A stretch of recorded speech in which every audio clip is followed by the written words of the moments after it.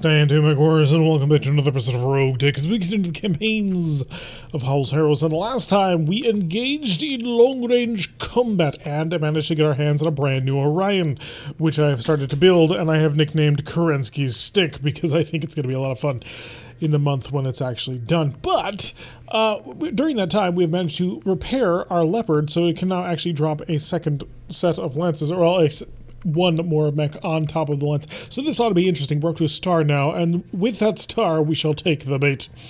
Commander of the planetary government is dragging an extremely heavy mech with Davian heraldry. This provocation is most certainly bait for a trap.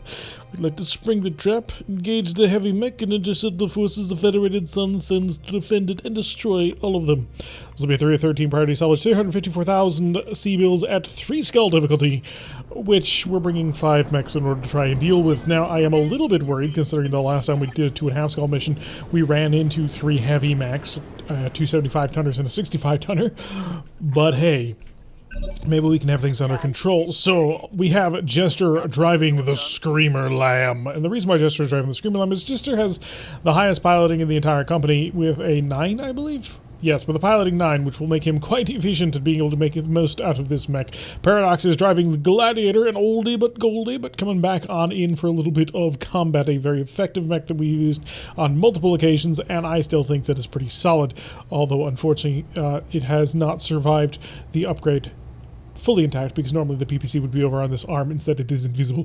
Mockingbird in the Catapult 3, because, well, we want to bring all of the Infernos. Howl, once again, in her Timberwolf, and Finn bringing the Bird Boy, which ought to be a little bit interesting. So we should have quite a bit of torch going on, which there's a lot of forest around here, so it'll be interesting to see exactly what we're going to get done. So with that in mind, let's have the Screamer fly. Oh, look at how far it doth fly. Surprise! We are way over here. And brace. Take control, but we have lots of heat to deal with. We have now covered a ton of the map, and the other mechs are probably going to make it for the road. Possibly? Maybe? Yeah. Actually, no, not really. It'll probably make us just a little bit faster if we just try and cross the open terrain fast. So, Star Russian on board. Our Timberwolf, a fairly nimble and aggressive design. Of course, being a clan mech, they are all nimble and aggressive designs, but in particular, it's very fast. Combine that with a pair of Gauss rifles, and you have a really good door kicker. Although, I would like to have even more firepower onto it. And I think Kerensky's Stick will actually bring in a hilarious amount of firepower. I'm looking forward to it. I had to, well, I had to break down the Kintaro in order to build it, so that should give you an idea of some of its weapons. But that's not the only thing. But let me just say, it's going to be a thing of beauty. At least I hope it does. Because if it's not, I'm going to cry, because I think, I have such high hopes for it. It's going to take us a month to build the darn thing, but, well, once again, high hopes. By the way, yesterday we had our celebration for 1,000 subscribers. If you missed it, there will be a VOD that will be up at some point today to show all of the fun stuff that we did. We gave away, hopefully, I'm doing this all in advance, so hopefully we gave away 5 games. I don't think we'll have the t-shirt raffle done by now, but soon, and so there might still be an opportunity for you to get in on that if you want to head on over into the Discord links, of course, in the description down below. But yeah, I hope we had a great time. I imagine we had a great time. I've been told that the other people currently playing with me actually know what they're doing in Pulsar Lost Colony, so hopefully I won't be totally helpless and foundering.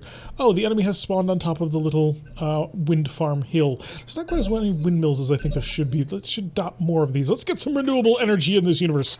What am I saying? We're in a universe where we happen to be packing fusion cores that actually work. Hi. Okay, we ran into an Apollo, not that dangerous. A Centurion, it's not the dangerous one. There's a 55-ton Omni version. A Hunter and a Scimitar. None of these mechs are particularly terrifying to me, and to the point where I'm actually going to engage the Apollo. Open fire. Oh, we nailed him with both PPCs. Now that's a way to start a battle, although the rest of the force is pretty still far away, so we have quite the hike to try and catch up to the Lamb. I kind of want to field like an entire Lamb force. Like, I think that would be so cool to field like 4 Screamers. Oh great, there's reinforcements. Do we know where they came from? Did they spawn on top of us? more or less. We have a stealth. Okay. Last episode we actually saw a whole ton of these were in the store.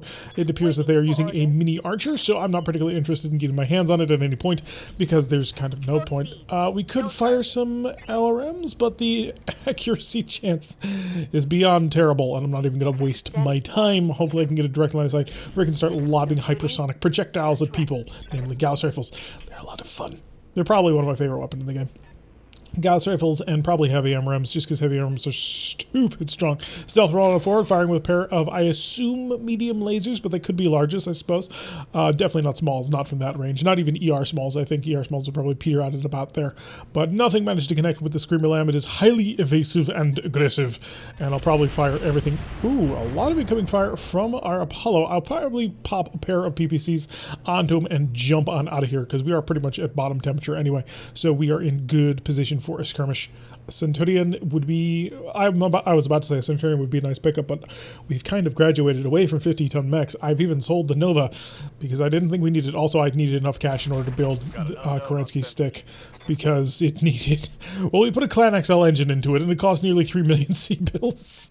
Got a Raven moving in, which we're definitely going to want to remove from the equation. They tend to come with ECM systems, although this could be a non-ECM equipped Raven. Which version are you? You are a 2X. I think actually you're a non-equipped ECM version. You have a large laser, an SRM-6, and 2 medium lasers. If I'm recalling my Ravens correctly, which I might not be. Hunter Light Support Tank is zipping off to the side, going to start bombing the Screamer. But again, no good connections. If he did drop mines, we're pretty good on that one, because we'll be able to shoot and scoot on away, which would be really, really fun. One of the things that I really like about sort of lambs in general, aside from their ability to just basically fly across the entire map, is lambs are based off of what, well, BattleTech originally was based off of, which was RogueTech, which is actually Macross. For those who don't know, Macross is an anime that features variable fighters, which is jet fighters that turn into robots. It's very, very Japan. And then, you know, BattleTech took that, and we have mechs from now. Ooh, that's a nasty couple of hits on that one. I'm not happy about you. Whatever you are, I'm going to have to be the other like, oh, you're the Centurion. And so I really do like lambs because they are sort of the callback to that heritage. The early lambs literally are Macross variable fighters, which is really cool to me. And so I'd love to get my hands on some cool stuff. Large laser, 2 medium lasers. Aha, I was right. So one of the things that I kind of wish that we could do is I really wish that we could just like get the Macross games and like use their models for the Gearwalk mode mechs. But unfortunately, that's not going to happen anytime soon. I don't think it's worth risking a 12% shot on that. I mean, the armor is low, which is good, but it's LRMs, which is damage light, and they've got a trench bucket. Okay, so Trebuchet moving on forward, going to open fire with a whole ton of missiles. Are we looking at the full 30? We might be, but that kind of felt a little bit light for that. Maybe not.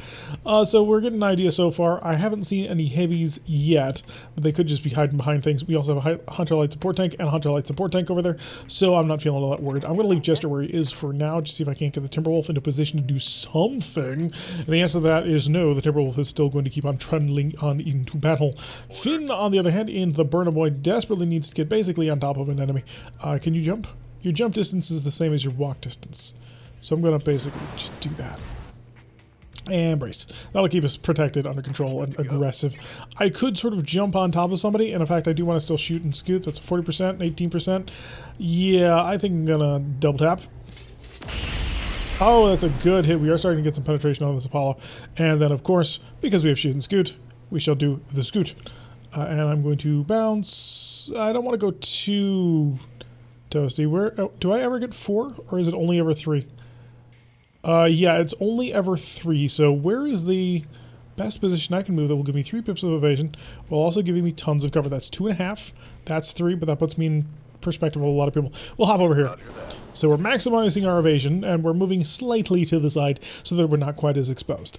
So we've got a Trebuchet, a Raven, and a Hornet. That's not all that dangerous so far. Oh, and of course the Stealth, which could be dangerous. I don't think it's going to be, but it could be. Look at all that evasion he's stacking. That's a 9 dodge pilot right there. Or 9 piloting skill. Gladiator is very much a close-range brawler. He is, of course, equipped with SRMs and snubs, which is actually similar to what our Screamer Lamb is equipped with. He is equipped with snubs and Deadfire LRM2s.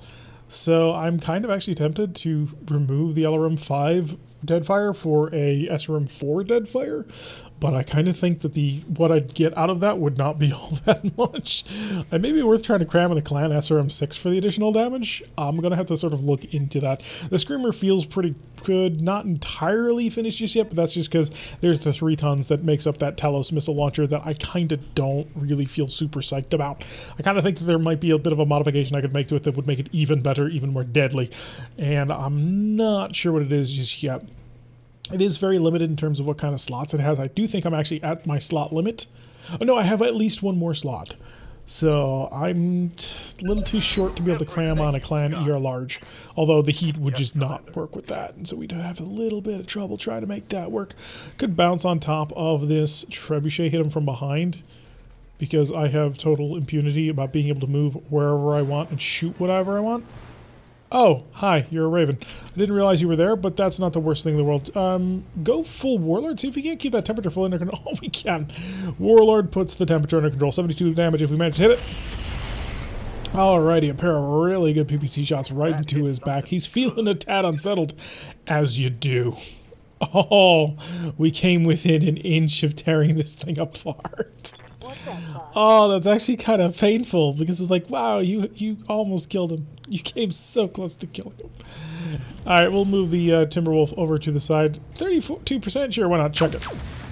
If it hit him at all, it would have completely torn the mech apart. So I'm a little bit worried about this Raven being behind me. Do we know what variant we're talking about here? No, we don't. So that could be a little bit dangerous. Mockingbird and the Catapult could come zipping on forward. I really don't think I want to waste my time shooting this stretch bucket. I would like to shoot other more important things. 24s are not good, but that is a 73. And can I switch over to... Nope, we're not in SRM range just yet. I don't think I want a Warlord on such using LRM for damage, but we will nail him with a whole ton of SRMs. So now he knows that he's under fire. It's always a good position to let your enemy know that, hey, I'm going to kill you. Finn still feeling a little bit down after I told him to sort out his own problems for once. And we're just going to bounce right on over here. Not going to be too aggressive, not too dangerous either. The mech is quite evasive as it is. I do need to sort of cross no man's land to get to all these vehicles in the back, but it allows us to peek on forward and maybe share a little bit, although we're only at 4. Oh, that's actually kind of bad. I need to equip different kinds of ammunition. I think what I want to do is I want to lay down a sensor lock on top of the stealth, just to make sure that everybody else's life killing it is easier, although I don't know if anybody else is going to be shooting. And then we'll lob some Inferno SRMs into his face. And lit him on fire. Oh, the fire begins. Probably don't want to push the Burner Boy too far forward. That one of the things that would have been really cool is like turning the Screamer Lamb into a burning mech. Unfortunately, it has like, I don't think it has like 6 or 8 or 10 or however many flamer slots I'd need in order to make that actually work. I really would like that to work because the ability to basically fly to any location on the map and light them on fire would be awesome. Haha, you can't touch this. I'll actually be able to walk in behind you and just blast you with a pair of PPCs. It's going to be lovely. You're not even going to know what's about to hit you. We'll keep on sprinting on forward. I can actually get a line of sight on a couple of targets. That is a side angle shot. I'll take it.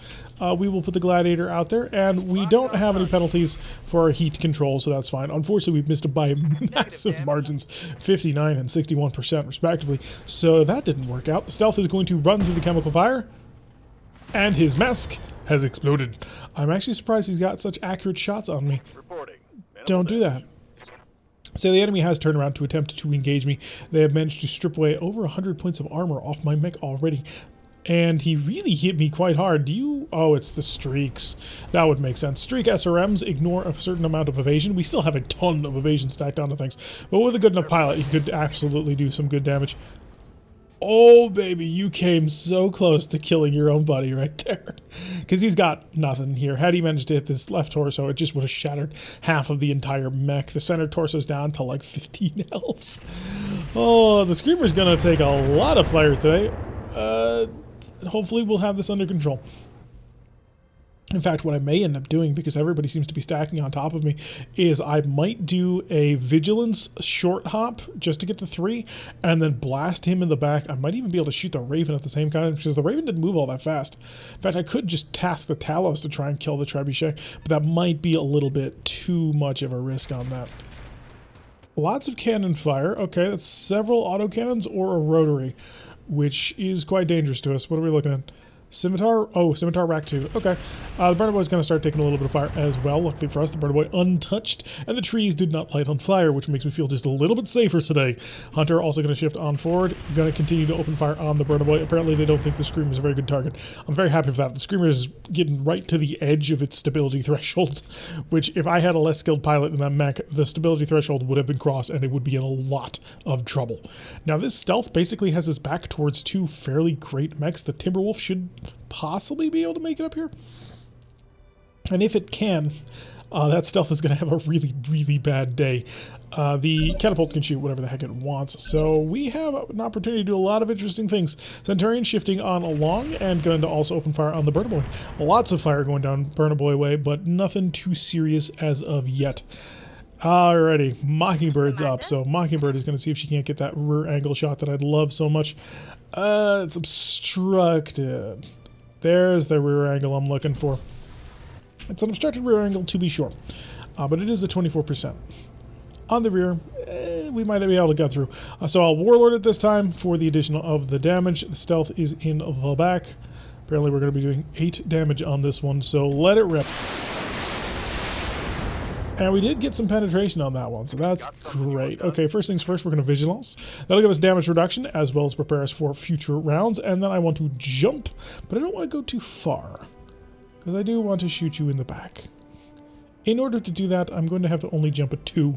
I'll take the jump of 2. It feels a little bit light for what I want to do, but it'll allow me to continue to keep that aggression super high. And as tempting as it is to go after this Raven, it's a standard Raven. I want to kill a trench bucket. And there it goes. And it's a good thing that we fired everything onto it, because it looks like we possibly might not have killed it had we sort of tried to be a little bit light with the amount of firepower that we put into it. The Gladiator is in a good position to engage multiple targets. I think I'll actually set up right in here so I can look at all of my options. That's really good. That's not nearly as good. That's okay, and that's bad. So, as cool as it would be to annihilate a Hornet, you're a Hornet. I don't really care. You, on the other hand. Did I not hit Warlord? Apparently I didn't need Warlord, because it worked anyway. I thought I'd click the Warlord button, but it wasn't required. All things have been handled. Good job. So I now need to continue to move along. We're going to jump.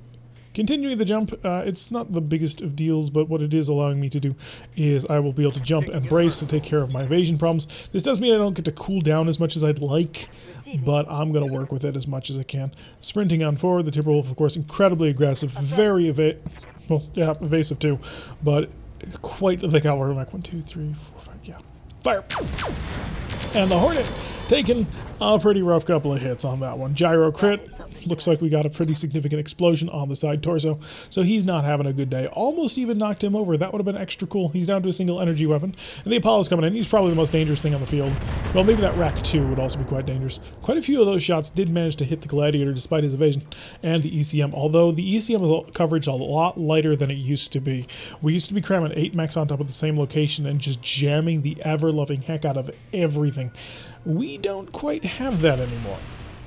So that is something to kind of keep in mind. A little bit of fire raining down all around us, but it looks like we're going to be just fine so far. And I'm really liking just how we were able to completely take control of this fight with the Screamer. Able to get in behind a couple of targets and just blitz them really hard. And as long as we can just keep kind of cycling through with Warlord, we can actually probably keep the temperatures pretty solidly under control. Raven's going to shift off to the side, fire absolutely everything he's got, and managed to hit us with at least one of his missiles for a full 10 damage. But that was on the Timberwolf. Oh, did you ignore the Screamer? I think you may have made a mistake. Although there is fire to try and block us, I think the Screamer can basically get wherever it wants and shoot you in the back. Although in last episode we did learn that there are certain limitations. The Screamer can only handle so much heat before it's just going to shut down. Trio of shots from that rack vehicle blasting towards the Gladiator. Not able to connect. We're feeling pretty confident on this one. And the Hornet's going for a run. It's actually rather lovely looking. Seen it run through the little village town thing? I like it. You're not going to survive much longer, but I like it. Thank you for giving me that visual. This game is very pretty on certain levels, so we often sort of stay up here in the high angles so we can sort of figure out where everything is and create strategies and plans, but if you zoom in nice and close on things, sort of watch the action unfold at ground level, it's really good looking. Alrighty, so I've got, do I have a shot here? I don't. I am actually going to have to move in order to engage you, but I don't want to do it poorly. So what I'm going to do is I'm going to go for the jump. Yes, I know, jumping is going to give me a ton of heat problems, but what jumping will also give me is the shots that I desire. So 2 pips of evasion, slightly away from all of the stuff that's about to explode. It's not going to be the most fantastic accuracy, I don't think. Oh, never mind, 72. It's lovely. We'll be able to bounce out of the area in the next round. I think I want a vigilance just in order to keep that under control. We do not want to lose our evasion because it's such an important part of our defense, especially because we like to get him right on top of the enemy. Blew off his left leg immediately. The Raven's going down to the ground, so now that we can just take easy shots to probably try and take off its leg. Although it's a box standard Raven, so I don't really think there's anything sort of important on it that I'm going to need to save. Oh good, it's time to get involved with the vehicles. Hi buddy, you have Flamer, you have an LRM-20, so I have really good accuracy in you. I don't have shooting scoots, so I think I'll just ignore the one LRM-20 and I'll kill the machine gun LRM-15 Flamer guy. It's just a factor of more weapons. That was a lot of fire and he didn't explode. Now I have been told that apparently Flamers have not been nerfed, but I gotta tell you, it's really not feeling that well right now. Could move up and just blitz on the Hornet. I'll move into a position to see what I can get for multiple targets, and that will actually do very nicely. So the catapult moving into a very dominant position. Actually could just go in here and rip him to little tiny pieces. Or could engage you. How's my SRMs? It's 35% accuracy. I think I'm going to go for you just to knock you off the field, or the Raven's more dangerous than this Hornet is. I have listen kills, I have acid. You don't have that much armor. So I'm going to go for your leg, 52%. Let's see if I can't tear it off. It wasn't quite good enough. But he's panicking critical. Lovely. Timberwolf. Yeah, kill the... But I could shoot the Apollo for fairly decent accuracy. Let's multi-target. So give me the Apollo, give me the Hornet, and go blasting away. Missed both times, that's not good. And the medium laser's managing to tear off his left arm. I think that's got the last of his weapons. So I think the Hornet has been disarmed, and we'll start rushing on forward. Heading out. Ace Pilot utilizing the maximum of our abilities, down to 19. I don't know who's left. Is it Paradox? Yes, Paradox will move after somebody else. I may just want to keep the fire up on that Apollo. Oh, the Apollo's pulling back and going to utilize his long-range advantage to sort of scatter fire towards the Timberwolf. Didn't fall back all that much, though, so I should still be able to get a shot on him should I desire it. And I think I might, actually. Take aim. Good shot. Actually, it is a really good shot. Let's go full Warlord on that one and see if we can't... The reason why I'm shooting from the front is I'm not really interested in trying to tear up an arm, so I want to see if I can open up that center torso. Oh, I forgot. You don't have shooting scoot. Well, you're about to tank for a little bit. Get ready. Get prepared. I'm really just astonished that this hunter did not explode. Unless I just didn't hit him with any of the flamers at all, which might be the thing, but it really feels like flamers have not been quite as effective as they used to be. But then again, that might just be confirmation bias. The Centurion shifting off to the side, preparing to reposition for advantage. I'm not sure if he's going to be able to get that advantage, but he's certainly going to try. So what do we have left? We've got a Raven and the Hornet from the support lance. And then U4, so we've got like 4 vehicles back here and just not engaging? That seems like it's a bad thing or a mistake of some kind, but it might not be. So if that's the case, that is really interesting. I'm not quite certain what's going on in this particular circumstance, or at least where all of the enemies are going to be. Finding that out is going to prove to be an interesting problem. Scimitar is zipping on forward. He is, of course, equipped with the Rack-2 and managing to hit several times. So we've been plinked a couple of bits, and I'm not super happy about it. So we're going to hopefully be able to knock him down sometime in the near future. I may actually even task the Burner Boy to try and get over there. Although I don't think he can quite get that far of a run. He might be able to get up to here-ish. Maybe, but that would be a long jump. I don't know if he's quite capable of that. But if he is, then we're going to drop him down on top of them, and we're going to torch the Scimitar. Hunter coming up right on top of us, going to open fire from the rear. And I don't know if we took any damage from that one. If we did, it must have been light. Oh yes, we are good. Just a couple of light machine gun bullets is all. Nothing to be worried about in the slightest as we try and figure out exactly how the enemy wishes to respond. On to 12, that's the Hornets. Oh, poor little Hornet. You've got no guns, so he's gonna be a hero. He's gonna rush on in to try and engage the Screamer in melee combat, trying to go for the headbutt, but not able to connect with the mech that was just recently flying. And he failed to stand up. Lovely. Jester. Kill him. How much legs? You got 10 health left in your leg? Shut off his numbness, PPC. There we go. That took out the entire right torso and right arm and pilot injuries on both legs. So now that we've done that, I can slip away. I'm going to jump right here. This will give me an opportunity to chill out, and that's all I'm looking for. So we didn't ever have to actually cook the mech. We're feeling pretty fine on that one. And how close can the burner boy get to that scimitar? Yeah, like I thought, it's not going to be nearly as close as I'd like. I do, of course, want to torchify this little guy down here, because what he just did to me was totally not okay. So we're going to shift over to, honestly, about here. And this is going to kill you. I will shut off the MML, and one of the pirates, 2 of the flavors, because I want to keep the temperature somewhat reasonably under control. Yeah, it really seems like they're not doing nearly as much damage as they used to. 32 damage does not seem to be quite as high as it once was.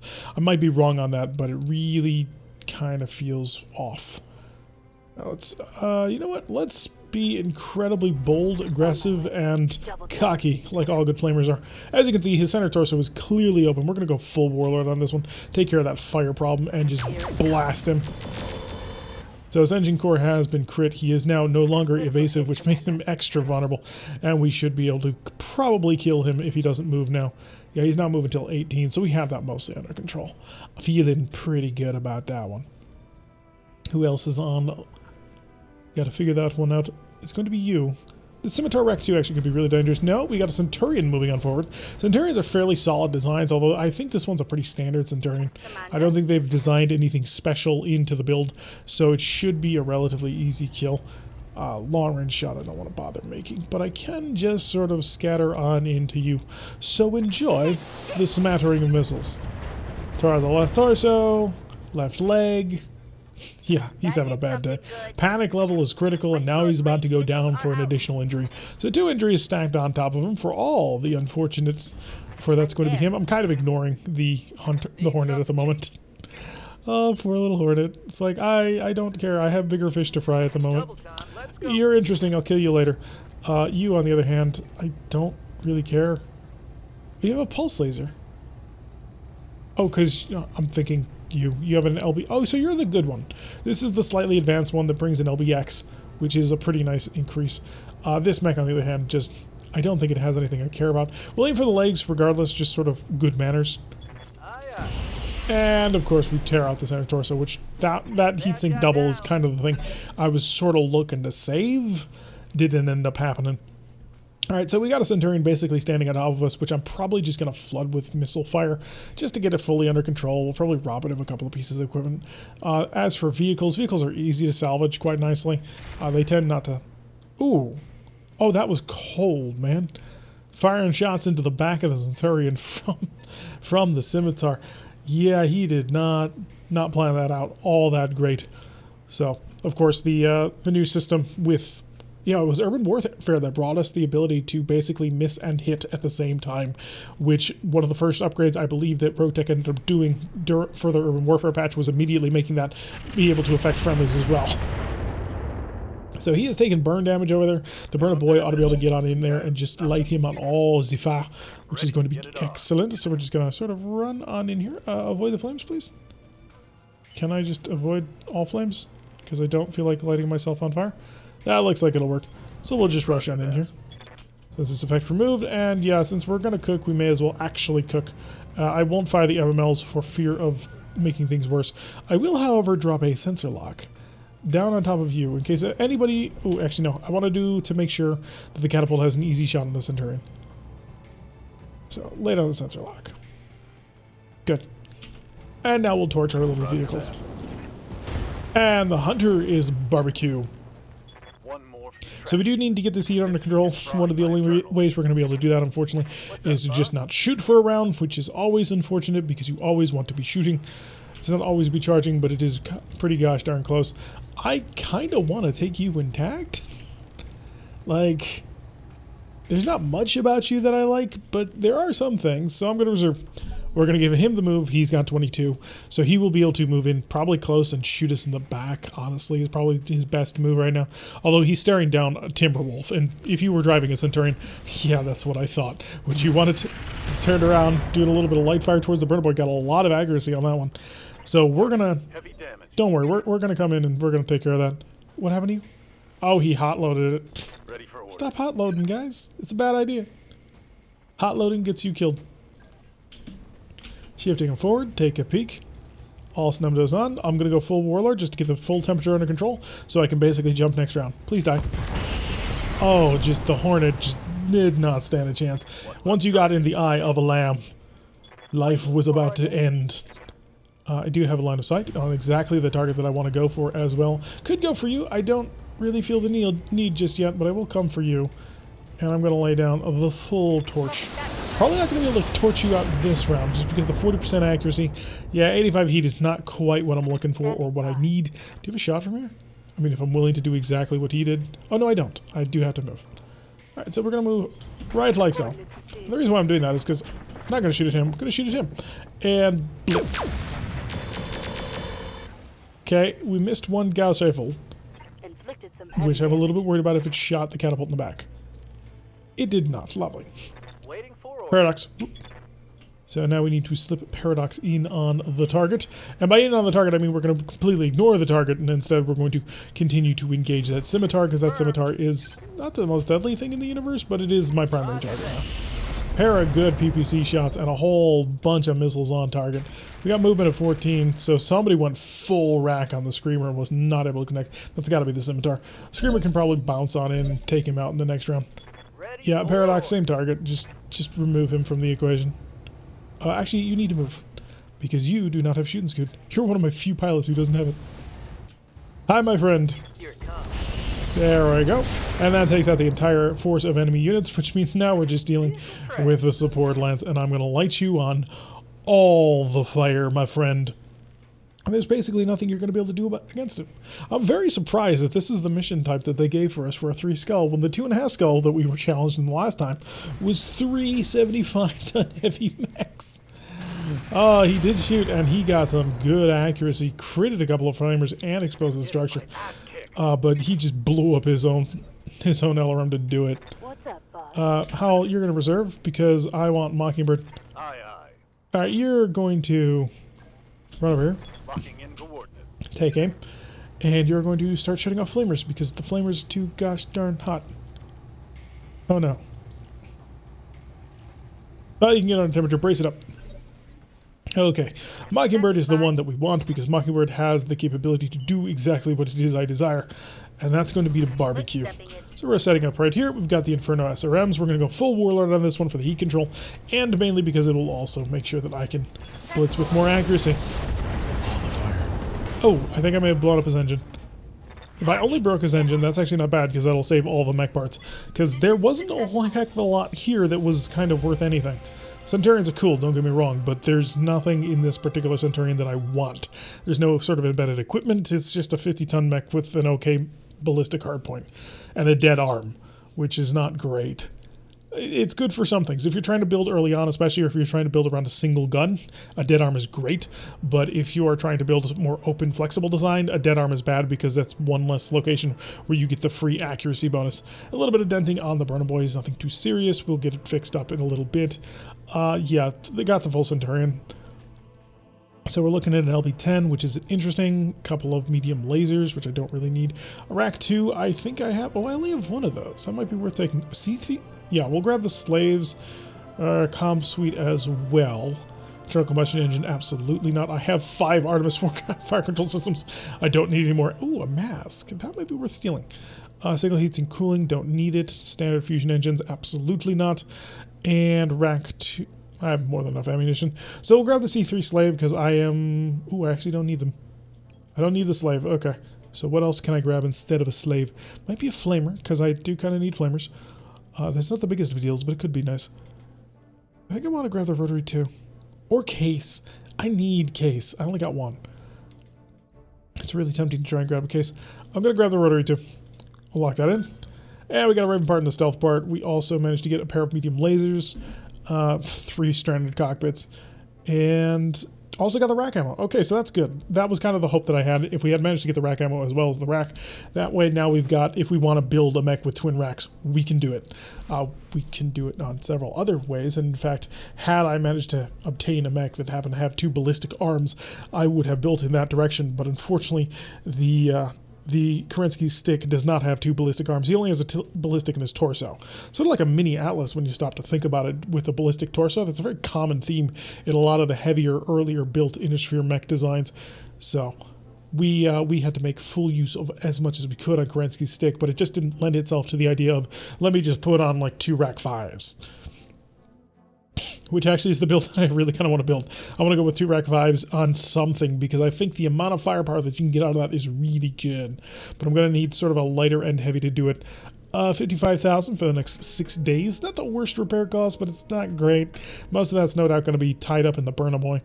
So that is a tad unfortunate for us. If we take a look, ooh, the Burnaboy is only 2 days. Screamer's taking 3 days, right? Because that lamb aluminum armor is a real kicker.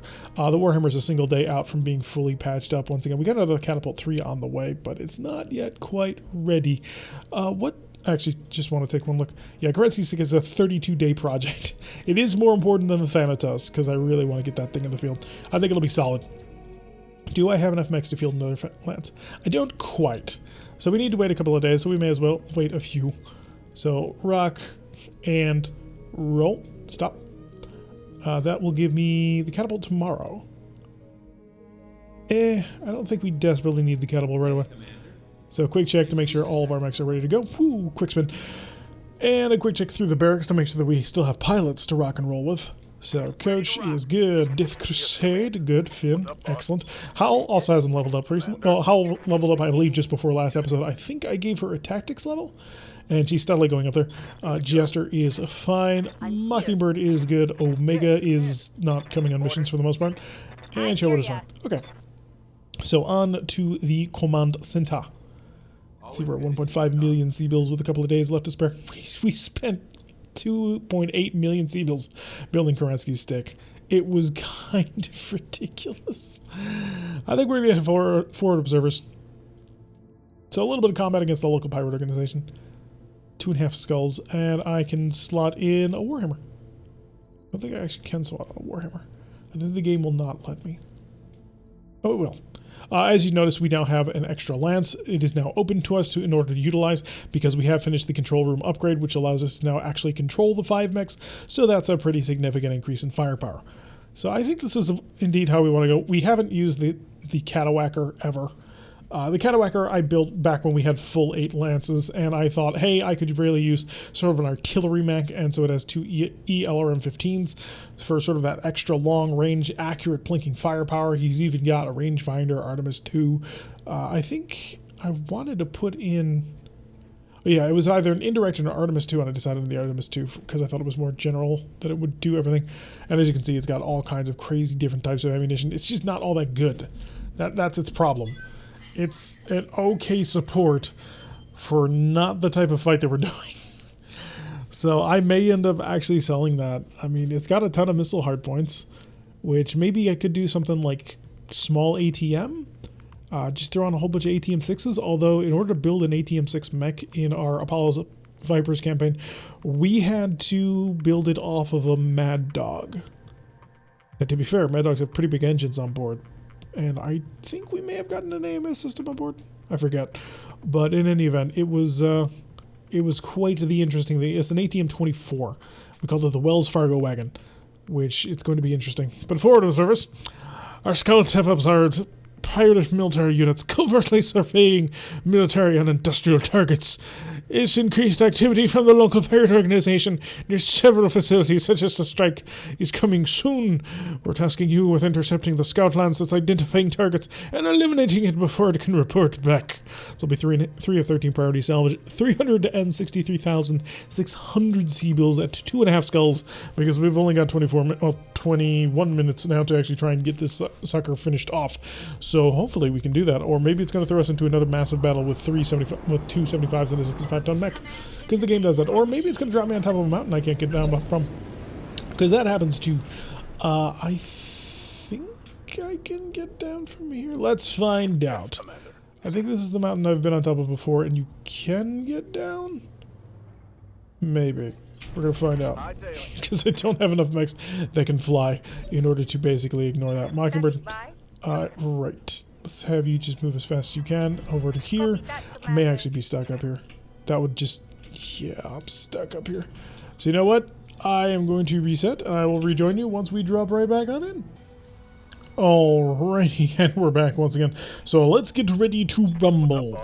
So we actually this time have managed to drop down into a proper drop location. Instead of on top of a mountain, we kind of had to quick talk and a chat with Sumirai about the appropriate location where mechs can be dropped. Unfortunately, it's gonna be a trip. Oh, we're going back to that mountain. Alright, so we're going on a trip on our favorite rocket ship.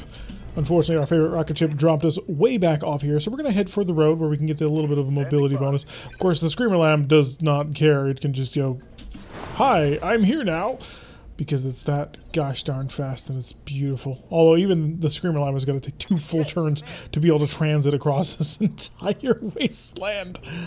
Oh, that's a ton. So we'll keep the pressure going on. The reason why I like to keep on sort of the expanded mass is because it does vary up the terrain in some pretty interesting ways. And more importantly, it changes how you approach a battle. Because you don't always start sort of in the same location, engaging in the same location. You sort of move in different areas around the map to try and come at it from, well, different angles. Which is a lot of fun to me because it sort of really does change up the way that the game is actually played. I'm a really big fan of how Mission Control did introduce this sort of system. And so I really don't want to lose it. Oh, it looks like we may actually be able to engage the reinforcing forces. And they brought a Thunderbolt. I just told them my Thunderbolts. Gosh darn it. You can be guaranteed that the sell button is also the button that will, like, force you to run into this type of mech. Because we had, like, 3 Thunderbolt parts, and I sold them all because I was like, I have just picked up a 75-ton mech, now nicknamed Kerensky Stick. I'm not going to need a Thunderbolt anymore, and it's just kind of taking up space, and I'd like the cash, please. And there, of course, is a Thunderbolt, a TDR F4X. Now, we could probably take the thing fully intact, and I kind of intend to. I have the mechs for the job. I have, of course, the Burner Boy and the Catapult, which I can use to great effect. I used to also have a Kintaro that had incendiary ammunition as well, but we sold the Kintaro when we decided to build Kerensky's Stick, because the weapon systems had some overlap. It'll be actually really interesting to see exactly how effective that mech is going to be. Oh, I'm so excited for it! I want it to be so good. But I won't be able to find out for a month. So it's probably going to be like a week or 2 before an episode comes up where Kerensky's Stick is actually featured, unless we do a lot of traveling. Now, we are probably going to be able to finish off internal combustion engine on a Centurion. Interesting. We're probably going to be able to finish off this planet over the next couple of days, which will be interesting because it is sort of a lower-ish level planet. By the time we leave this planet, I'm hoping to have enough mechs for an augmented lance or a level 2, which is 6 mechs. Because right now we're fielding basically a clan star of 5 mechs. So the way it works is the inner sphere sort of starts with an idea of a lance's 4 mechs, but this obviously is not universal. There are certain changes, but in general, a lance is 4 mechs. Then you move on to what are called clan stars, and these are fielded by, of course, the clans. And the clan star is an interesting formation of 5 mechs, which, you know, that's a little bit dangerous to have to work with when you're in the inner sphere, because suddenly your standard formation is outnumbered.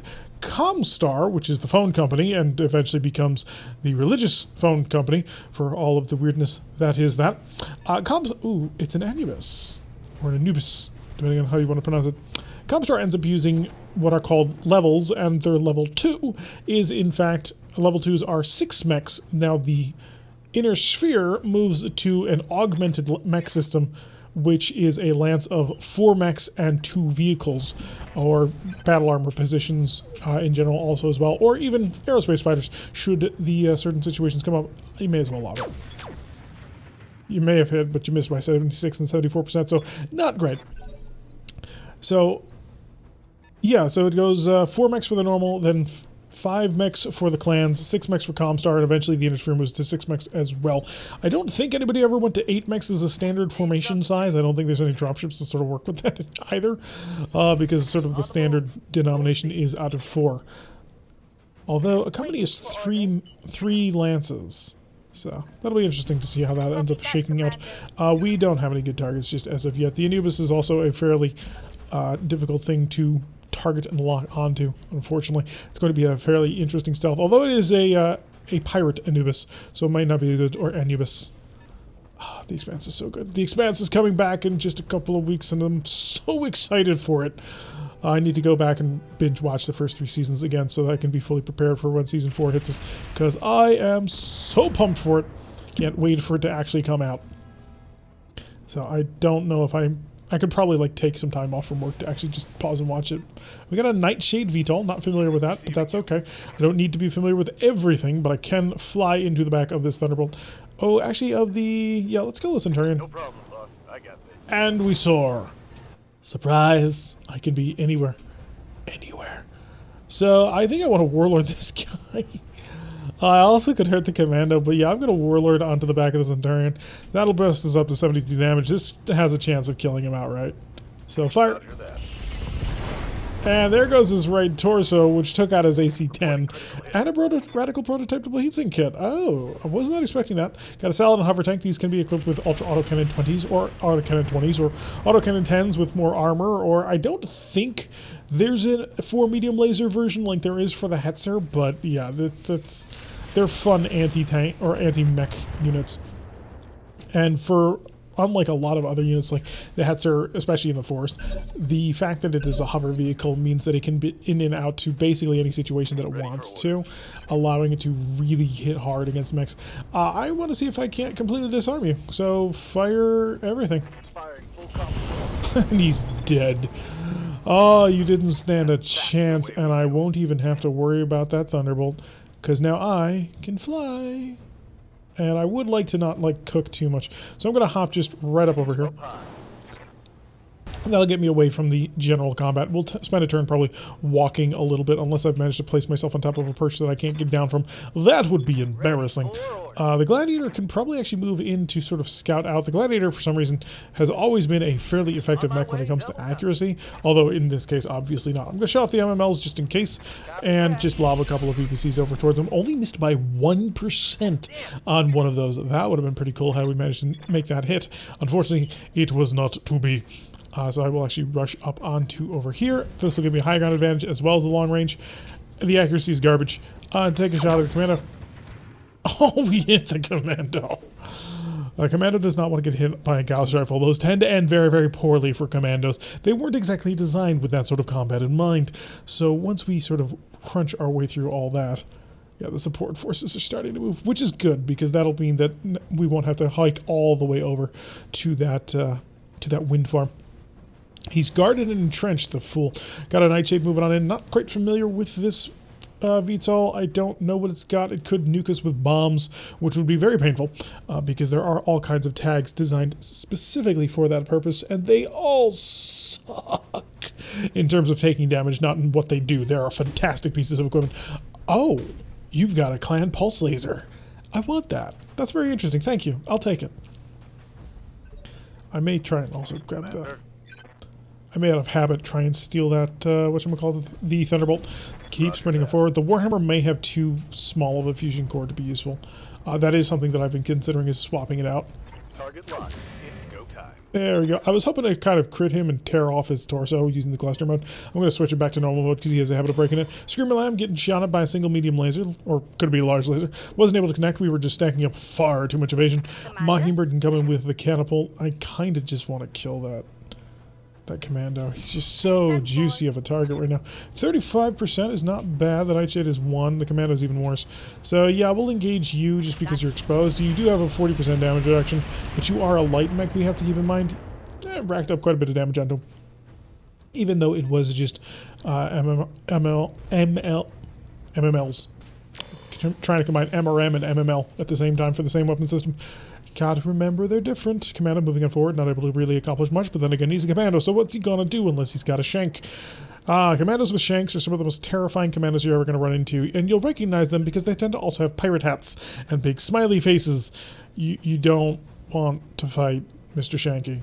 In melee combat, there are a few mechs that are better than him. Okay, more fire incoming towards the Screamer, not able to connect, which is good for us. We'll probably just run him in the next round, or actually, no, we'll have to walk him in order to get rid of that stability problem. Can you actually get up to 2? You can't quite. But I'm going to spend the round sort of chilling out and getting you rebraced, reset, so you can hop back in for a continued engagement. That's sort of how this whole show ends up working. Just keep sprinting out and forward. We do have a side shot on the Anubis, which could give us a 61% of the ER large laser, and no good shot. 65 with a Gauss rifle. I kind of want to split fire into both. Actually, what I could do, and this will probably be the better decision. We're going to sensor lock on the Anubis, just because I want to get the slightly better accuracy. We do need a penetrator on this one though, so we will switch it over to standard round, and we'll just throw it.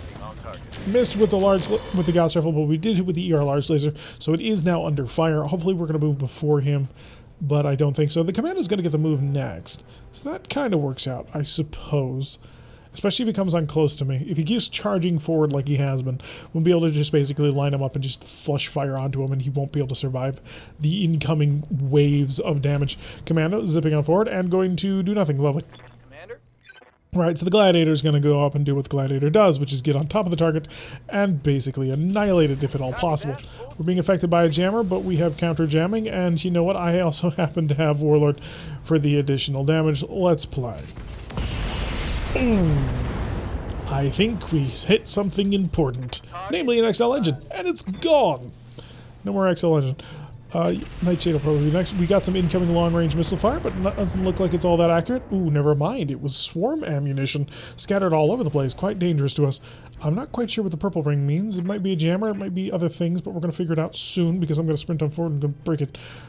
We do like, of course, to break targets, although I could just stand here and continue to sort of snipe roll. Might be the smartest thing we do. 6.5, 61%. You know, we're going to tear apart this little commander here. And some more good hits. Apparently we managed to blow off his entire left arm. Pilot, if I were you, I'd get out of the gosh darn thing. Get out of your mech, sir. You are not surviving much longer. And apparently no movement from whatever that was. The catapult has managed to jam one of its missile launchers, which is sadly very common. Unfortunately, it's just not quite as reliable as I'd like it to be, but I am able to get a ton of missiles for basically no cost. I shouldn't complain. I will anyway, but I shouldn't. Misses. And we got him. Took him out with an SRM ammunition explosion, and that takes out 75% of the reinforcements already. And our MML has unjammed, it said? Yes, we have both MMLs available once again. Should the T-Bolt manage to get itself within range, we should be able to just launch a ton of Infernos on top of him, and he will burn. It's going to be lovely. Of course, we need to wait until he actually gets close enough to us before we can actually do said burning. That's kind of important. But we can wait. He's moving forward very slightly, but not coming towards us. Looks like he's trying to meet up with the other groups. We got a Hell Spawn. We had a Hell Spawn. I actually sold it because I couldn't figure out a use that I would use for a 45-ton mech, but in hindsight, I probably should have just ripped everything off of the Burner Boy and put it onto the Hellspawn because I could put a Clan XL engine on that Hellspawn and it would have been safer. Because it does have 8 energy hardpoints, but it doesn't have them all in the arms. So that was sort of the argument that I was having with myself about that. If I had plasma rifles, I would have done it. Because plasma rifles are amazing and I need to get my hands on more of them. The problem is they're, 1, pretty rare, and 2, they are expensive if you're trying to buy them in the shop. It's just not going to happen all that easily, so you are going to have to sort of struggle on through it. So the enemy trying to decide what it wishes to do against my mighty forces. We're only 5 mechs facing 12, but they are really confused as to what sort of battle they need to try and engage in order to win, because we've already managed to knock out most of the light scouting element. If they rely on this Nightshade, they might actually get a lot done here, because its jamming is proving to be immensely difficult to hunt our way through. Incoming fire onto the Gladiator, and the Gladiator has taken 2 hits from that incoming fire. Nothing too terrible so far. Damage minimal. That's what I like to hear. And we got more shifting on in. Somebody with an internal combustion engine. We got a Hunter light support tank, the Hellspawn, the Saladin, of course, very dangerous, and a Bandit. Bandits aren't super dangerous, but they are irritating to have to deal with. We should be able to hop in on top of a couple of people with the Screamer and have a lot of fun with them. In fact, I could probably bounce right over here and immediately shoot the Saladin in the back. I'd be opening myself up to the Hellspawn and whatever is sort of following them, so that's not exactly the most brilliant plan to attempt to execute, but it is something to keep in mind. Oh, you stood still. So am I, but you stood still. Alright, so we've managed to kill the Nightshade, which has taken out part of the Scout Lance, which is lovely. We have also now turned our Gladiator into a massive target. Oh, single shot, missed by 98%. That has me worried. Am I dealing with one of LA's catapults again? It's a Quasimodo. Oh, it's basically like a upgraded hunchback, I suppose. Alright, catapult, time to get in on the fight. Can you get a direct line of sight? Does not look like it. You'll follow the road because it'll make it just a little bit faster. Kind of want to save the chance to do things, so we're just going to chill out, get our heat back under control. Not that it was too far out of control, but every little bit helps. Get the Warhammer on that road where it needs to be. Yeah, I'm seriously considering just putting a 300 radiant fusion core in that Warhammer. I think it would benefit it from a lot. So it is definitely on our radar at the moment because I don't want to have a mech that I really just can't use in battle, which is kind of what it's turning into. It's just so gosh darn slow. All right, we're going to sort of take a risk out here. Is that in cover? That is not in cover. I want to be in cover when I have the shot. Apparently I'm not going to be able to get it though. Side angle shots on the Saladin should be good enough. So let's go find out exactly what it is over here while we scout out with the Screamer. We've also identified a Bombard. Ooh, those are painful on so many levels. And a Pirate Axle. Oh, I didn't realize there even was an Axle. So the Axles are fun little tanks. So they're basically the internal combustion engine version of the Patton and the Rommel tanks. So very cool. And of course our little friend down there. Hi, you have triple ballistic, which I have to assume means that you didn't actually have anything dangerous. Fire the PPCs, and it had a triplet of pepper boxes. So this was actually a fake. It wasn't actually dangerous to us at all, and we were able to easily annihilate it. I really kind of want to pull out the Talos LRM on this Screamer also because it is ammunition, and that's really dangerous. Just don't know what to put in. I suppose an electronic countermeasure system would make sense. I had a Nova CEWS clan, but I used it on a different mech, so it's not available for that. So 3 tons could cram in. Well, I could cram in a Beagle and a ECM system with that one. A Beagle and a Guardian. So I don't know if that came from the Bombard or not. I wasn't actually paying close enough attention. So we'll continue to rush on forward, utilizing our Timberwolf, because once the Timberwolf gets into a good position, it will be a nightmarish monster for the enemy to have to deal with. It looks like the Thunderbolt's going to go after the Screamer. It does have a rear attack, fired a single medium laser, missed by 88%. That's how awesome our dodge chance is. So I need to get a second land. A second land to sort of back it up. Okay, he's packing Thunderbolts. So that is a painful mech to want to deal with. And also that jump that we made was pretty far, so we are dealing with quite a few heat problems actually. The Bandits zipping on forward could actually get into us, but I think I should be able to knock it out. Should I just manage to get a couple of mechs on top of it. It's going to fire towards the catapult and manage to connect once. So the catapult should be in a good position to kill it if we want to, but I kind of want to save the catapult in order to torch out the Thunderbolt. The Thunderbolt right now is the heaviest thing on the field, even heavier than the Bombard, I believe. Firing at point blank range, looking for us. We only got hit by a single missile, so the Screamer is feeling pretty fine. I kind of do want to shoot into the back of this Axle. You have potentially in the back of your Axle 96 armor. I could cut through it. Oh, AC-20 Devils. Wonder what that means. We're going to have to see if we can't steal it. Also, he's got Pirate Thunder ammunition. I do not want to deal with that at all. So we do definitely want to get into his back to try and mess with him. What kind of heatsink kit does the Screamer have?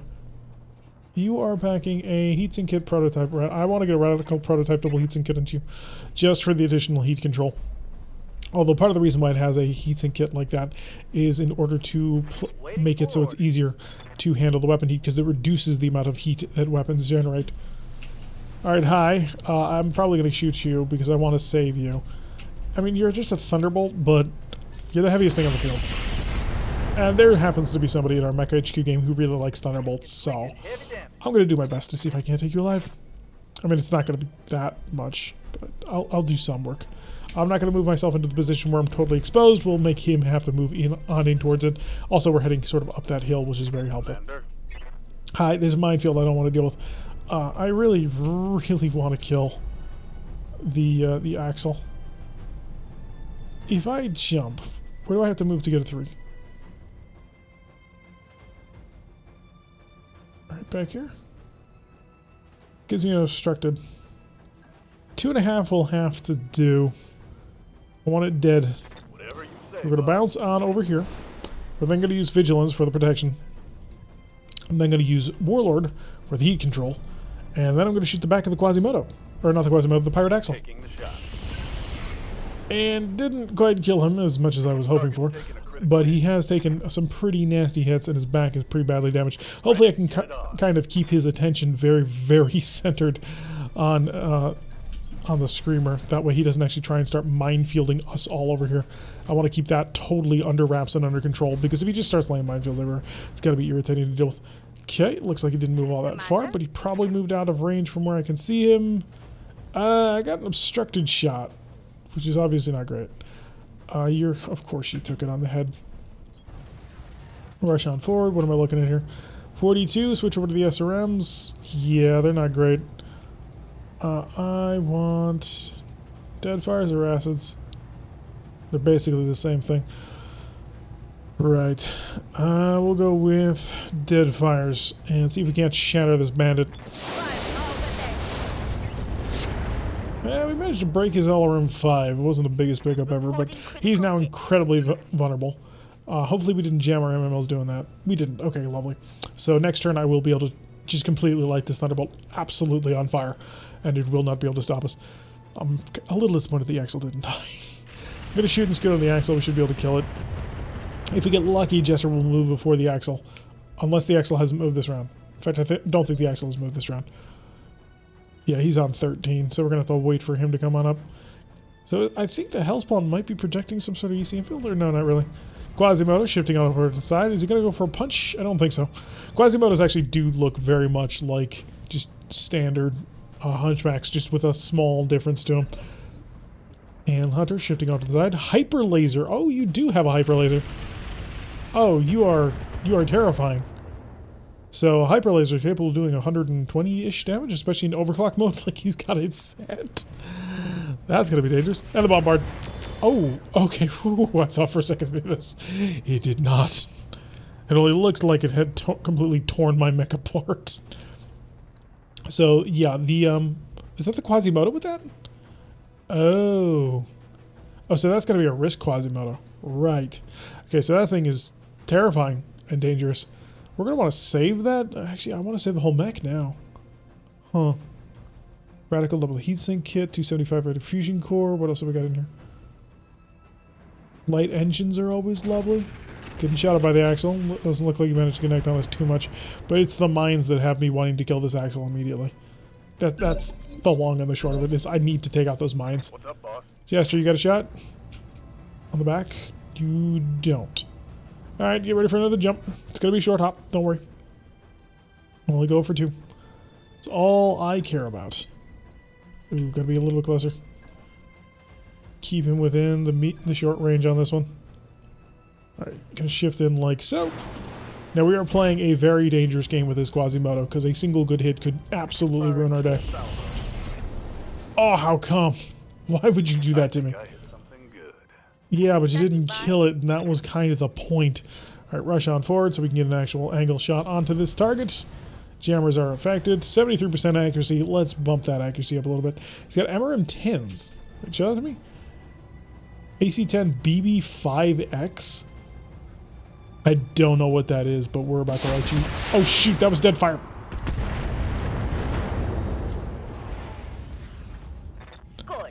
Well, if I'm completely honest, I don't really care about this Thunderbolt. I care more about this Quasimodo for all the tech that's in it, especially now that I've learned that apparently is a primitive. Yeah, that was my concern. He finally hit us with that. Armor breach. Internal damage. Yeah, that's a pretty significant hit. Cut right through 110 armor right there. Hey there. Like it wasn't even there. That's what you're dealing with when you're dealing with one of these things. I gotta kill you before you do. But you're 13. I got a shot. We're taking it. In fact, we're gonna walk so we can get right up to top of it. So we reveal ourselves. We're gonna hopefully open ourselves to tank a little bit more. Oh, and he just annihilated that thing. I don't think he missed once. Lovely, our mini black knight. Ready for order. All right, let's get the Warhammer on up here. And the Warhammer does have a target. It's not a great target, but it is there. And, oh, actually, never mind. I take that back. It's a great target. I will lay a sensor lock down on top of the Hunter. Maybe we'll get a target. I don't know. It's not important. Instead, we're going to see if we can't kill him. Go cluster. And there he goes. Now, the reason why I didn't care so much about him, he was a primitive version of the Thunderbolt, which means it would have taken a lot of effort to refit it and rebuild it. There wasn't anything special on the mech anyway, so we may as well break it as much as we can. Let's go full Warlord on this for the extra long-range shot. Missed by 1% and hit. Howl, once again, that long-range Deadeye target. Okay, so we got to get the Screamer out of here, because the Screamer has now taken way too much damage. It was supposed to have killed the Pirate Axle and just didn't, which really irritates me. I wanted this thing dead. Hell spawns can be very dangerous. They tend to have a lot of medium pulse lasers. So, I have an exposed torso, and you're shooting at me. Oh, that's a pair of engine gets. Yeah, you fly. You fly out of here now. Critical hit. Bad one, I think. Yes, it was. Lambs are especially difficult to repair. Thank you for not having any sort of area of effect on your Thunderbolts. And your heat is critical. Your shutdown override is successful, which is lovely. But yeah, that single hyper laser shot has basically pulled the Screamer out of the fight. I can't continue to keep this Screamer battling. It's got to run. As much as I would love to hang around and keep trying to knock out this Pirate Axle, one good shot can almost annihilate this thing from the Quasimodo. But it is a risk Quasimodo, so I'd like to steal all of its gear. Hunter's shifting on back, probably going to focus on that Screamer because it's so vulnerable. Or maybe not. Nope, it's just running. So on to 15. Now the Axle actually gets to move. And it's going to turn around. It's going to get right on top of me and fire all of its stuff. Good. It only generated more heat. I can handle heat. What I can't handle is... You rolled a 19? Standing by. Are you trying to get killed? Oh boy. Gladiator ain't getting into combat anytime soon. He's just gotta run. Right, so we now have to suffer through the Quasimodo. If this... God, no. Waiting for orders. Oh, damn it. I knew it was going to have to end someday. I just did not think it would end so soon. I don't have another one of those. I am officially out of Snub-Nosed PPC Pirates. Also, I just lost a weapon mount. And, you know, even more than the... Jesus Christ, talk about accuracy on that one.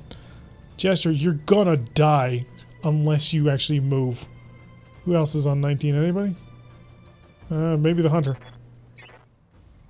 Well, we're about to find out. Get everybody forward. Just sprint on in. We're dealing with somebody who has the ability to absolutely annihilate you in one good round of shooting. Okay, couple of good hits on him. He's got medium chem lasers, which means he's primitive, which means we don't care about him. Finn, your Warhammer is... The Warhammer's too slow. I need a 300 ready fusion core in here. And I need its stat. I do have 19, thank God. Get out of here. What? Why is your jump range so limited? Vigilance. See if that solves anything. No, his jump range apparently has taken a serious hit, and I'm wondering why. Just get out of here. Break line of sight and get on the run. Show your back to the enemy so they don't have a shot on your actual exposed torsos. Right. The Quasimodo is still incredibly dangerous, even to my heaviest mechs. Oh, screw you. Screw you in your minds. So we're gonna have to rebuild the Screamer pretty roughly. The Pirate Snub-Nosed PPC is actually a ton lighter than the normal PPC, or the normal Snub-Nosed PPC, so it's 5 tons. It fires in melee. I have a weapon mount replacement. I don't have patchwork material anymore, because I did have a single tier 3 patchwork material, but I ended up using it on the on Kerensky's stick, because I needed to be able to fit in just a little bit more stuff.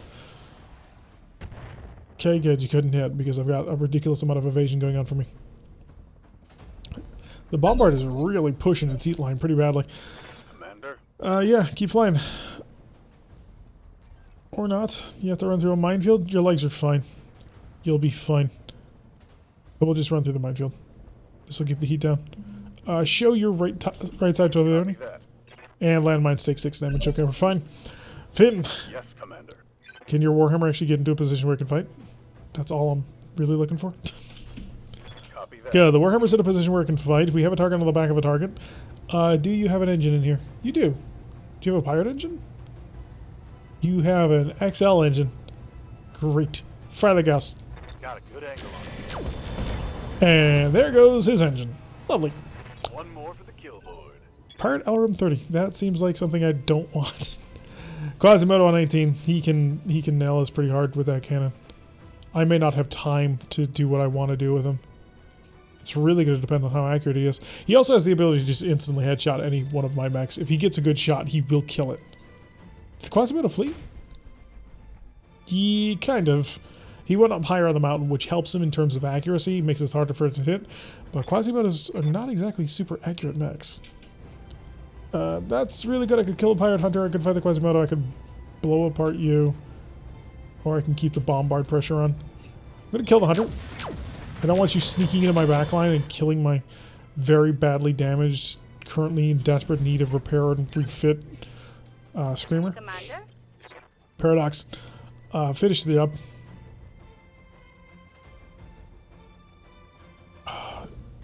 Yeah, I'm gonna hang the range a little bit. I don't want to, but I can't. I don't dare. I don't dare not, because I don't know if this hunter is going to provide any sort of support to the Quasimodo, and I want to make sure it doesn't. So I need to get as accurate of a round of shooting from Mockingbird as possible. And we're going to push. We're going to push hard. We're going to be super aggressive on this, because I've got to remove you from the equation. And I've also got to get really, really lucky. Oh shoot, that's dead fires again! Well, I made him really unsteady. Alright, so you've taken a lot of damage now. I did not mean to do that. So on to 18, or on to 17. Here comes back the axle. Ow! Just managed to nail my catapult. So I may not have the luxury of playing games with this Quasimodo. I want to, but doing so could be incredibly dangerous. And we did manage to get a break round from the bombard, but he's still cooking himself. If he keeps cooking, he's going to kill himself. And Mockingbird's up. Mockingbird is up, baby. There's a minefield along the way. I don't care. I don't think we took any damage from the mines. Okay, lovely. Yeah, we're going full Infernos on this one. Hi. 10-4. Okay, 125 heat ought to help out a little bit. And he's unsteady, which is extra fun. I can actually start sprinting on in here. And that'll give me side angle shots here. No target. I do want to blow you apart, but I don't know if I have that ability. I am on the right side to do it, but I am going to need a penetrating hit from my cluster. So I need the Silver Bullet Gauss in actual Silver Bullet mode. I'm going to shift over and lock onto the Bombard, because I think I have the opportunity to kill him right now. And we're going to test that out. Engaging target. Unfortunately, we happen to miss with the Gauss Rifle and the ER Large Laser, which were two things I really kind of needed to hit. Quasimodo's cooking, and nailed us with that. Ooh. 100 damage on into him, but he took the shot, and you are still boiling because you decided you didn't want to chill out. You fool. Just keep walking to the side. We have serious heat damage problems. Alright, the Gladiator. The Gladiator will also sprint over to a side angle, if at all possible. It's obstructed, but you'll take it anyway. You also take the minefield. And that might be good enough. Got him. Okay, so we don't have to worry about the mines anymore. Please roll well on your next round of shooting. I'm going to need you to. Which now means Howl gets to rush on in and engage everybody's favorite Bombard. And we'll run through the minefield on the road. And took a single point of damage. Hi. Oh, that was lovely. Didn't quite concentrate. Bounced. Never mind. It concentrated just fine. So we did get a headshot as well. So all the Bombard is here at half weapons. And did nail the catapult. Please stop nailing my catapult. And now we need to really, really have Mockingbird roll well. He's still boiling. I don't know. He's turned on his blue shield particle dampener. 21, 22. I beat you. You're mine. You are mine. Should have warlorded that. That was a mistake. Mockingbird. Standing by. Warlord. Walk.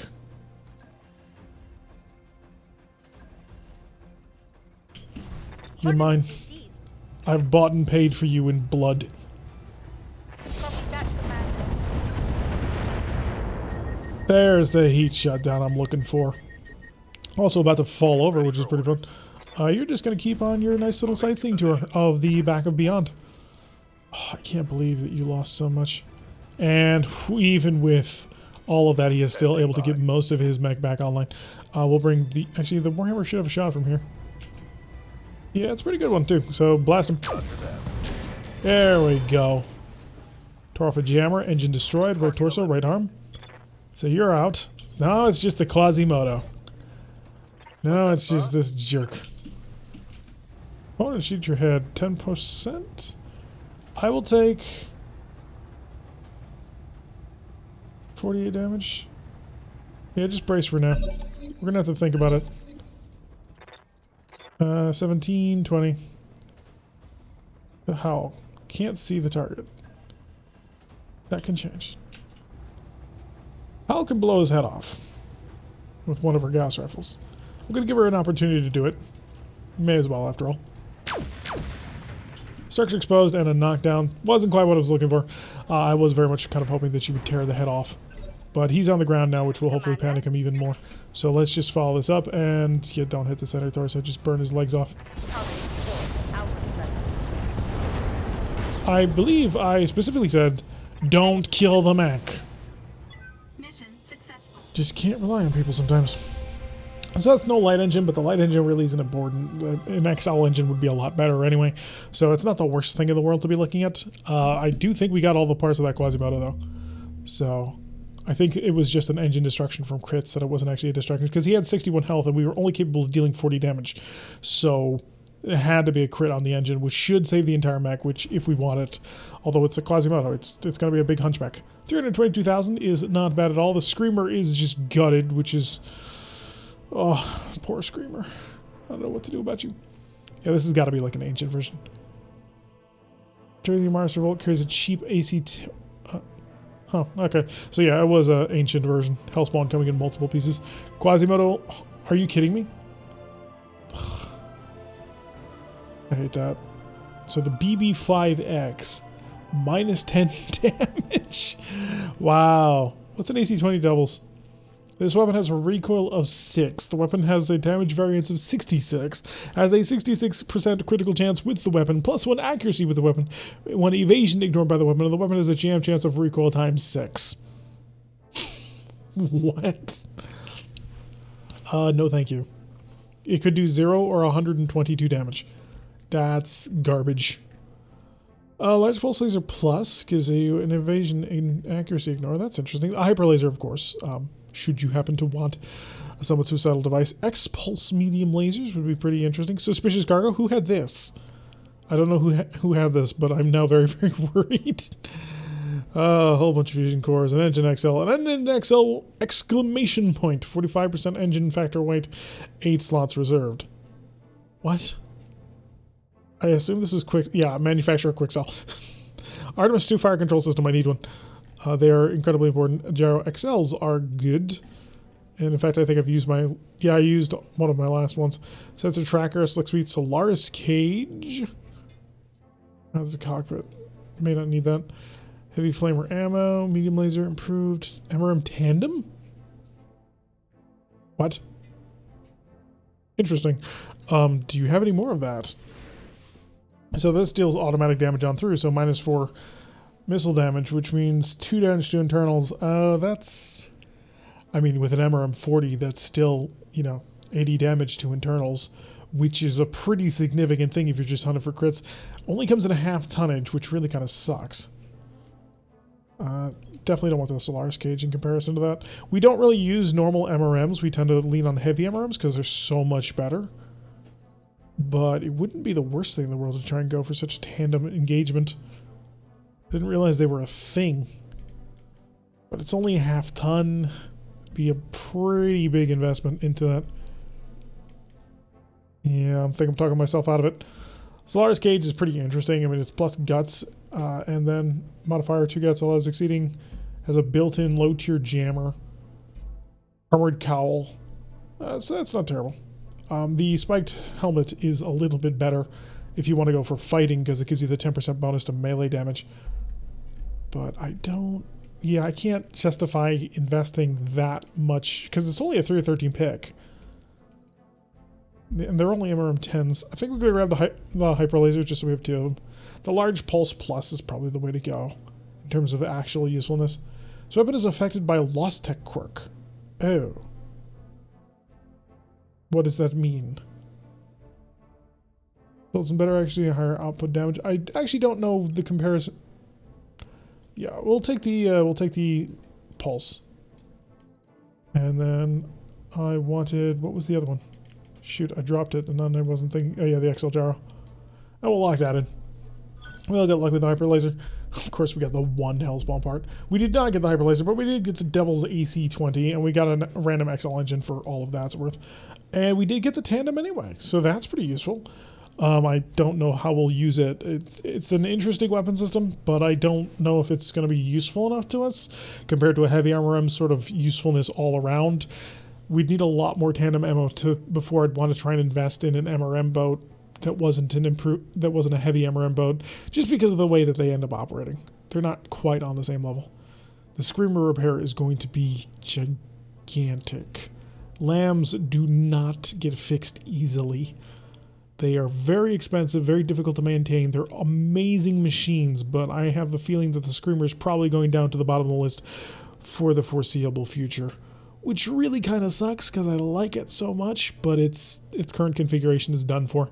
It cannot operate in this way anymore. Could mount a hag onto it. Alright. Yeah, 245,000 for the next 2 weeks. And even then, after that point, I still got to rebuild it, and I'm not sure what I'll do to it. It's got a lot of equipment to try and rip off and mess around with. That actually kept us from being even on. So yeah, you're 10 days. You're going to the bottom. You're going below Kerensky's stick so I can think about what to build you out of. Surprisingly enough, not that bad on the repairs. So we should be able to cycle through these really quick. We'll have our new catapult ready soon. Do a quick check of the store. We're probably not going to buy anything just because we are starting to get to the end of the month. I got to start seriously considering how we're actually going to pay for this entire company before we move on to sort of the next deal. So Fection. There we go. Oh, charger parts. Oh. Oh, why do you do this to me? They're cheap too. That would be 3.5 million C-bills-ish. A little bit more than that, but still. That's mean. That's a mean thing to do to me. Ammo rack 5 double. Yes, please.